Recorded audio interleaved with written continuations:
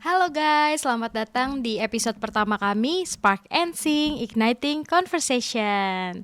Sebelumnya perkenalkan dulu nih, saya Yasmin yang akan membawa acara pada kali ini. Dan hari ini kita akan ngobrol-ngobrol bareng sama Mbak Olivia. Halo Mbak Olive, apa kabar? Hai, baik, luar biasa Mbak Yasmin. Mbak Yasmin apa kabar? Alhamdulillah baik Mbak. Nah, jadi kita di sini bakal ngobrol-ngobrol mengenai AI atau Artificial Intelligence. Nah, kalau AI ini kan banyak banget ya macamnya. Ada OpenAI atau ChatGPT, ada juga virtual assistant, dan yang lagi booming banget nih ada AI art atau AI generated photos. Pasti banyak banget nih teman-teman semua ngelihat di FYP TikTok, terus juga di Instagram banyak teman-temannya yang menggunakan AI art ini sebagai apa ya? Mau ngikutin tren gitu istilahnya iya. ya. Banyak Gen Z, ada juga millennials yang FOMO gitu ya, ikut-ikutan buat pakai ini gitu. Menurut Mbak Olive bagaimana nih mengenai tren ini? Ya, jadi ceritanya tuh gini Mbak, sekarang teknologi AI kita udah bisa buat menciptakan gambar, ilustrasi, sampai video dan musik gitu kan. Nah ini tuh mulai dikenal oleh netizen-netizen dan mereka ikut-ikutan. Mereka mulai menciptakan, jadi kayak ada platform-platformnya, mereka menciptakan itu lalu mereka posting di sosial media mereka gitu kan. Makanya jadi tren. Terus nggak hanya itu loh, sekarang pun kayak seniman, artis gitu-gitu juga pakai teknologi ini sebagai alat bantu kreatif mereka gitu. Oh, berarti nggak cuma netizen aja nih yang gunain ya, ternyata udah masuk ke ranah seniman gitu ya. Kalau menurut saya nih AI, dengan adanya AI art ini nih bisa membawa seni lebih dekat gitu ke semua orang. Jadi nggak cuma seniman-seniman aja gitu ya yang bisa pakai ini gitu. Ternyata orang awam pun bisa gitu. Mereka bisa coba sih semuanya. Tapi gimana sih caranya biar AI ini menghasilkan sebuah karya seni gitu? Gimana caranya? Oke. Jadi AI ini ya punya pendekatan yang disebut generative art. Generative art ini proses di mana algoritma AI bisa menghasilkan gambar, ilustrasi, musik, video kayak gitu. Nah, AI ini buat gambar, istilahnya kita training. Kita training, di-training untuk dari berbagai image di seluruh dunia yang ada di internet kayak dikumpulin gitu ya Mbak Olive.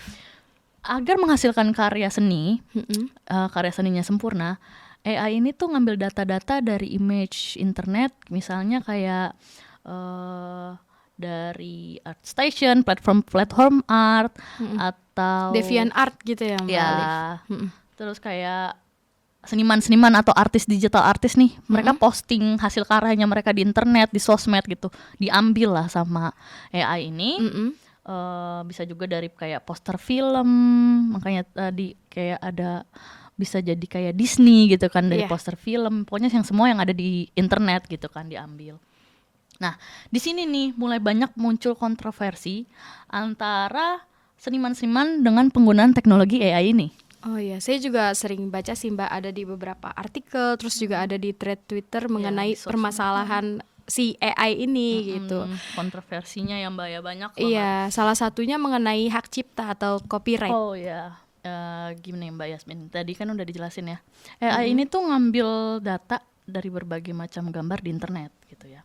Nah, yang salah ini ketika mereka mengambil style atau data-data image dari artis-artis atau digital artis atau seniman yang sudah ada gitu.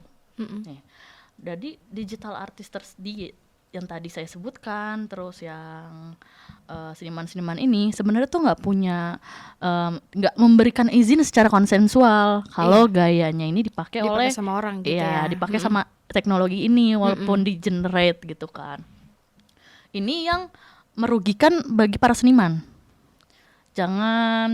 Kita jangan ngomongin netizen biasa gini yang pakai filter ala anime gitu ya. Buat lucu-lucuan gitu ya. Buat have fun. Jangan ngomongin itu dulu. Coba bayangin saya ya sebagai graphic design atau seniman-seniman di luar sana memakai teknologi AI ini lalu memperjualbelikan hasilnya ini secara komersil gitu kan. Kayak mereka tuh nggak ada keterangan kalau ini pakai AI. Selayaknya karya mereka sendiri aja dimasukin lah ke Behance, DeviantArt sebagai portofolio mereka. Kan padahal itu dari style-style orang lain. Ini sama aja pencurian. Ibaratnya mencuri gitu ya. Itu hak ciptanya itu kan. Nah betul itu Mbak Olive. Mungkin kalau misalkan digunakan untuk have fun gitu nggak apa-apa kali ya. Tapi kalau misalkan udah masuk ke ranah komersial atau diperjualbelikan, menurut saya seniman-seniman ini nih berhak untuk mendapatkan royalti dari karyanya tersebut gitu. Dan karena AI ini menggunakan algoritma yang digunakan banyak banget orang, jadi menurut saya sendiri sih kurang memiliki rasa keunikan dan juga nilai originalitasnya kurang gitu. Ya nggak original gitu ya Mbak ya. Iya betul. Nah, ini juga menjadi salah satu masalah ya, masalah etika pada penggunaan teknologi AI. Terus balik lagi ke kata-kata Mbak Yasmin yang tadi. Kalau kita netizen gitu menggunakan AI untuk have fun doang, untuk di-post di sosmed, ini sebenarnya juga ada masalahnya loh. Gimana tuh masalahnya Mbak Olive? Kayak yang tadi, kayak ya kita tahulah sekarang kan AI itu cepat banget ya, kayak bisa buat gambar otomatis gitu, hitungan menit ya kan. Bahkan detik juga bisa ya Mbak. Kalau seniman biasa 3-7 hari, sedangkan mereka sampai ya cuman langsung jadi kayak gitu Mbak. Tinggal tulis prompt, langsung jadi hitungan menit, detik gitu kan. Lebih efisien gitu ya Mbak Olive. Nah, ini tuh jadi concern bagi para seniman karena mereka lama dan AI ini cepat gitu kan. Mereka tuh takut netizen kayak kita gitu, kayak Mbak Yasmin, mereka akan setelah mereka menormalisasi penggunaan AI art, mereka akan mikir gini Mbak, buat gambar kayak gini doang tuh gampang ya, kayak gue mau dijadiin gambar anime gitu muka gue, ini mah gampang pakai AI aja, cepet, nggak usah lah lu minta ke gue kan, padahal Mbak tahu nih saya bisa gambar gitu kan. Ngapain kayak gitu, mahal. Jadi dia banyak banget yang ngeremehin gitu ya hasil karya seni seseorang tuh. Mereka ada juga nih sebelum AI viral kayak sekarang gitu ya, sebelumnya banyak juga orang-orang yang meremehkan karya seni, kayak masa gitu dong mahal gitu, bisa dong harga temen kayak gitu-gitu ya Mbak Olive. Itu mereka takut gitu loh, mereka artis ini akan teknologi ini akan take away their source of living. Jadi nggak berpenghasilan gitu ya seniman. Dan penggunaan teknologi AI ini juga ya Mbak membuat konsep art dan kayak seni-seni artistik itu jadi kayak murah, kayak akhirnya menghancurkan harga pasar mereka. Nah itu dia, makanya jangan lupa menghargai karya-karya seni dan juga senimannya. Seni itu tentang kreativitas, kita harus saling menghargai apapun bentuk seninya. Betul. Selain itu Mbak Olive, masih mengenai etika nih ya, selain AI art itu kan juga ada AI generated photos yang digunakan oleh banyak orang. AI generated photos ini nih hasilnya sangat realistis gitu ya. Mungkin buat kita yang awam agak susah ngebedainnya ini tuh dari AI atau bukan gitu. Dan buat orang-orang yang punya niat jahat nih bisa juga untuk penyebaran hoax, terus juga menakut-takuti sampai ke diskriminatif gitu. Jadi disalahgunakan ya Mbak ya penggunaan AI ini. Jadi kalau penggunaan AI yang tidak etis bisa membuat masalah-masalah seperti ini gitu kan. Kayak penipuan visual atau penyalahgunaan gambar. Ada contoh kasusnya Mbak Yasmin, kayak Mei tahun lalu ya. Ini tuh viral gambar ledakan di Pentagon gitu kan. dia ini bisa menyebabkan kekacauan selama 10 menit di pasar saham Amerika Serikat loh. Oh, di pasar saham. Iya, dan padahal ternyata ini adalah gambar dari AI. Oh, iya. Cuman udah terlanjur di tweet, retweet sama akun-akun yang centang biru pun udah terlanjur gitu kan. Pada di tweet. percaya gitu ya. Ini yang bisa menjadi masalah dan sangat menakutkan loh. Nah, kasus seperti dari itu bisa bawa dampak yang buruk gitu ya ke lingkungan kita gitu. Ada juga nih contohnya, ada yang nyebarin video palsu gitu ya. Isinya ada orang yang tokoh terkenal ngomong hal-hal yang gak pernah mereka katakan gitu. Terus ada juga yang membuat video porno tapi mukanya tuh diganti sama artis papan Ya. atas gitu, Mbak Olive. Itu merugikan kita ya, dan ini masalah yang harus kita tanggapi secara serius Iya, kan. betul.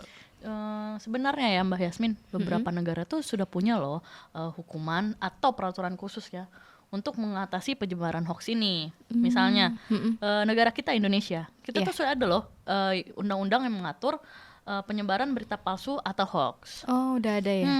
Ada lagi contohnya Mm-mm. di Korea Selatan, di Seoul.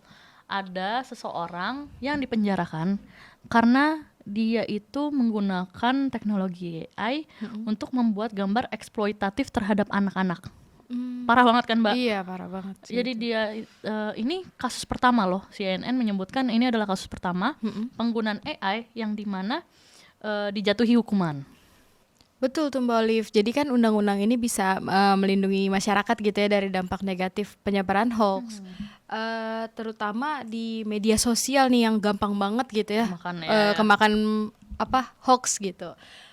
Terus dengan adanya peraturan ini juga para penyebar hoax bisa dijatuhi hukuman gitu. Tapi ya sebenarnya Mbak, hukuman atau sanksi hukum ini tuh harusnya nggak menjadi satu-satunya solusi loh. Oh. Ada cara kok gimana kita sebagai pengguna AI atau penikmat karya AI bisa menggunakan teknologi AI ini secara bijak. Gimana tuh Mbak caranya? Pertama, etika dalam menggunakan AI ini kita harus junjung tinggi ya. Seperti menghargai hak individu, privasi, non-diskriminasi, dan non-manipulasi.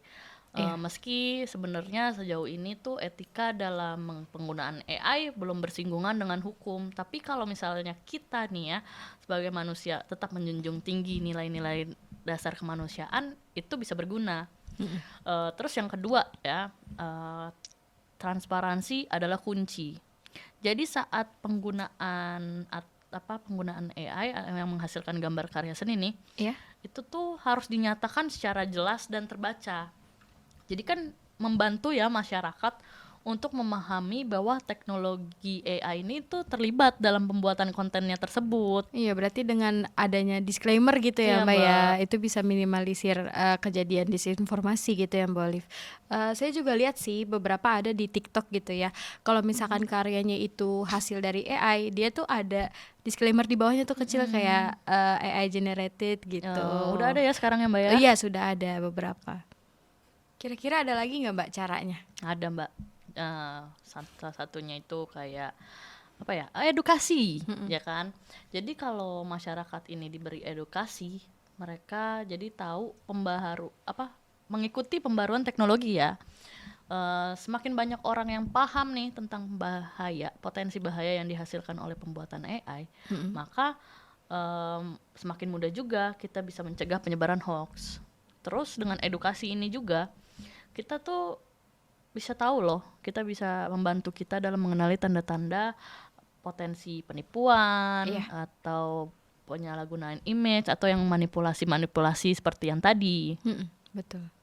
Oh ya, meskipun AI generator ini disebut sangat cerdas gitu ya, tapi saya masih lihat sih ada beberapa kesalahan atau cacat visual gitu dari hasil karya seninya. Misalkan ya kayak di foto kita nih, tiba-tiba jarinya ada 6, banyak. iya, terus kayak misalkan matanya nggak sinkron gitu. Terus ada juga yang lagi rame di TikTok nih, misalkan foto kita setengah badan gitu, terus tiba-tiba pas di expand jadi aneh gitu. Ada yang atasnya pakai kerudung, terus bawahnya tiba-tiba pakai rok pendek gitu. Iya Mbak, fun fact ya, penggunaan AI ini dia tuh kesulitan menghasilkan gambar kayak efek pantulan gitu. Hmm. Jadi cara yang baik untuk mengenali ini tuh fotonya AI atau bukan ya gitu ya. Iya. Kita tuh cari air, bayangan, cermin gitu kan. Dari bayangan gitu ya, Kita zoomin pantulan. aja. Mm-mm. Terus dalam foto itu juga kita bisa nyari nih, banyak gak objek yang kabur, terdistorsi kayak tadi kan, Iya. kayak tangannya ada 6 segala macam. Terus kayak perspektifnya beda-beda, ukurannya beda. Itu Iya. udah bisa dipastiin kalau itu adalah penggunaan AI ya, Iya, gambar betul. AI. Mm-mm. Oh, sebenarnya banyak banget ya Mbak yang bisa kita lakuin untuk menghindari penyalahgunaan AI ini gitu. Kita bisa lebih aware juga nih kalau apa yang ada di internet gak bisa kita telan mentah-mentah gitu. Iya, don't believe everything you saw on the internet kan. Betul. Jadi kita tuh bisa mengurangi resiko penggunaan teknologi AI ini yang nggak etis kayak tadi gitu tuh bisa kita kurangin kan dengan tadi cara-cara yang di atas. Iya betul. Jadi jangan sampai hal tersebut tuh bisa bikin kita jadi males menggunakan teknologi ini Cuman gitu ya. karena ada penyebaran hoax atau Betul. takut karena dimanipulasi gambarnya kayak gitu kan, kita jadi nggak memanfaatkan teknologi AI itu sayang banget loh Mbak. Iya. Karena sebenarnya penggunaan AI ini adalah sangat relevan bagi kita dan kita harus bisa bertanggung jawab dan bicara bijak menggunakan teknologi ini. Betul, intinya harus bertanggung jawab sih. Oke, sangat menarik ya pembahasan kita pada episode ini. Terima kasih banyak Mbak Olivia. Sama-sama Mbak Yasmin. Ya, semoga kita bisa ketemu di lain kesempatan ya Mbak. Terima kasih juga untuk teman-teman semua yang udah nonton. Jangan lupa like, comment, dan subscribe. Sampai ketemu di episode selanjutnya. Spark and Sing, Igniting Conversation. Bye. Bye.